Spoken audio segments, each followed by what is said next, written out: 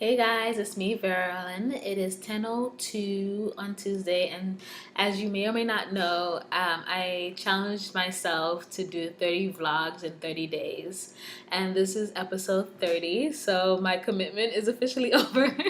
Not to say that this has been hard, but it's definitely been a challenge to kind of think of, is anything in my life newsworthy or worth talking about? And I think that that's a challenge that a lot of people need to kind of reflect in this digital media world that we live in, where everyone thinks that their opinion is the best and they should have a YouTube channel or a blog or whatever the case might be. And so it's been interesting. And, I guess I could kind of end this series in the same way that I kind of started it. I know my very first one was on street harassment, and it was like Street Harassment Week. So that made it instantaneously newsworthy. And from then, I just was kind of struggling. And I think my second video blog was me trying to figure out like whether I want to be a journalist or an advocate, and whether just putting a microphone to an issue is enough. And I guess 29 or 28 days later, what do I think? I think that my perspective, I'll go back to my mantra, all about perspectives, right? Has always been to appreciate what people's experiences and how that forms their opinions. And one thing I'm even learning within my personal life is my ability to kind of not blame people for what forms their decisions or their actions. And I think that that's something that's been able to carry me through a lot of different situations in my life, and even as professionally, as I'm trying to, find a full-time job or do what I love to do and find a way to get paid for it.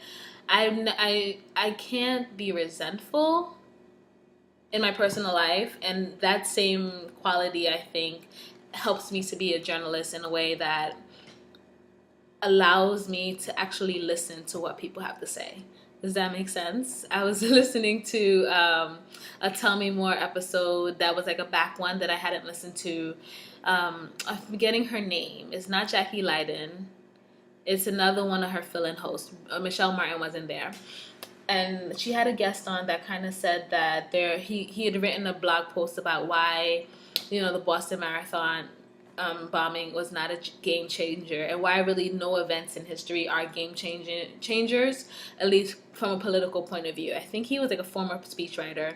I'm remembering the details but can't remember the names. And he talked about how people don't really look for answers. They look for things that reinforce what they already believe. And I think the difference between maybe an advocate and a journalist is the ability to be open to your opinion being changed. And I think that that's a quality that I carry out throughout my life. It's almost I almost can't get away with it. I think I'm always like qualifying things and trying to incorporate different perspectives, because I don't believe that there is any one right thing. And me and Inga actually had a conversation about what truth is. And I kind of believe that everyone has their own truth, and she was just saying, no, there are truths and then there are opinions, right? And like, what is a truth? Well, to me, I think that there are certain truths in the world, being like global warming exists, right? Global warming is a scientific thing that exists and happens, and but there are still people out there that dispute it. So depending on who's telling the story, that is your own truth. So I think there are facts, but everyone has their own truth, and that, knowing that and believing that to my very core, is what is going to make, I think, what does qualify me to be a journalist.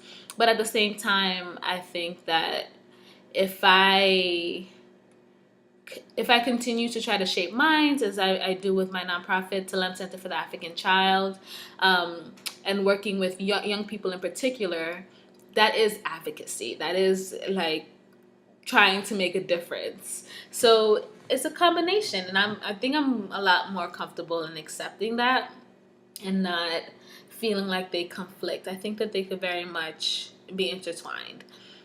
Being able to go into a community and getting people to listen to each other is the only way to affect change, right? So if I can be that for a community, or I could be that for an organization, or I could be that for some young people, I think that I'd be happy in life, right? So that's kind of my walk away in doing these and like thinking a lot about this subject, not necessarily doing these. But as far as going forward, whether I'm going to continue doing this daily, no. That is not going to happen. Just because I think doing it daily kind of forces me to just talk, and that's never, I don't like to just talk. I like to have something to say. So once things happen, I will definitely maybe use this vehicle as another way to kind of put it out there. I will say that the vulnerability factor has been a surprisingly pleasurable thing to kind of do, because I think I've always kind of been an open book. But as I've been writing and thinking about how my blog kind of represents me and my brand, I definitely have censored myself a lot, especially on the personal tip. So I think just being able to talk freely and not editing has been pretty freeing, and I like it. So maybe it'll be a combination of a little bit once I have something very important to talk about. Speaking of which, things to talk about. My girl Lauryn Hill. What is happening with Lauren? I want Lauren to win so bad. It hurts. Like when I think about Lauryn Hill and how much I just absolutely love her voice, love the way that she loves the things that she talks about and writes about. The way she loved her children and decided to have them and be with them. Like her whole story is such an inspiration to me that I just want her to make some music and have me go out and actually buy her album.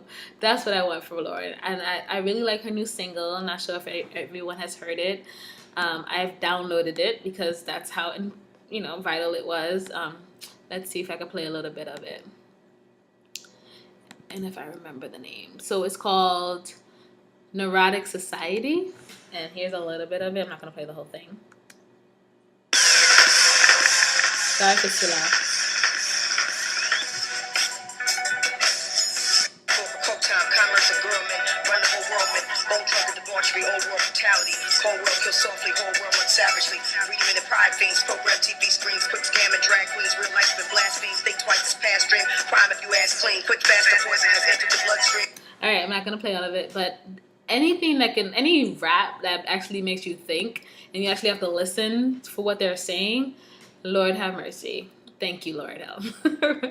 Of course, she has some tax troubles, and I just saw someone post that she was sentenced. Let's see. It was my auntie Judith. So let's see, Judith.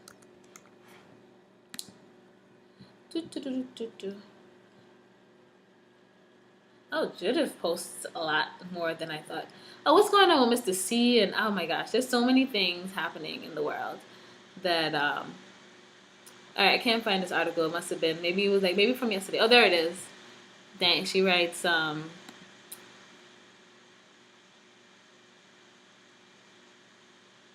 Grammy-winning singer Lauryn Hill stood in federal court Monday and complained. This is the same. Okay, this is just the same of the same. Yeah, so she was convicted of tax evasion, and I think she's going to be spending some time in jail. So that's sad news.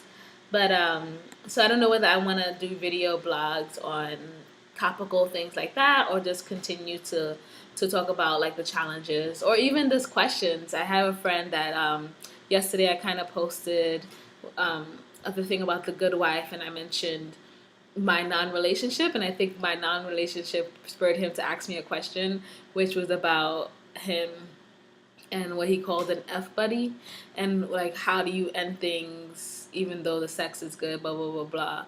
And I think I gave him good advice. And Wendy Williams is coming out with a advice book, and I'm like, well, if Wendy can write a book on advice, I can do it too. And I was like, well, should my last video blog be just me answering questions? But I decided against that, mostly because I didn't have time to get more questions. Anywho, so yeah, I hope that people are not inspired, but find your own truth, I guess is what my walk away. All right, guys, you will see me again, just not tomorrow. Peace out.